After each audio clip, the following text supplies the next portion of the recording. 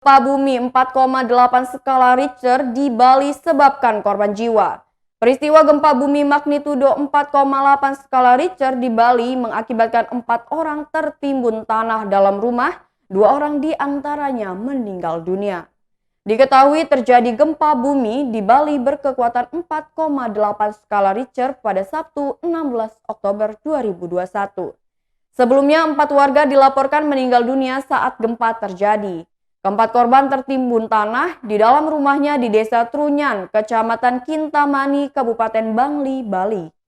Namun dari kabar terbaru 2 orang dinyatakan selamat dan 2 lainnya meninggal dunia. Selain korban jiwa, sejumlah bangunan juga dilaporkan mengalami kerusakan. Gempa bumi tersebut berpusat di kedalaman 10 km.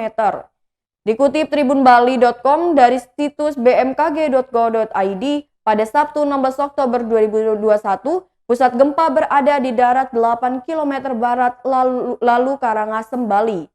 Dengan epicenter terletak pada koordinat 8,32 derajat lintang selatan dan 115,45 derajat bujur timur.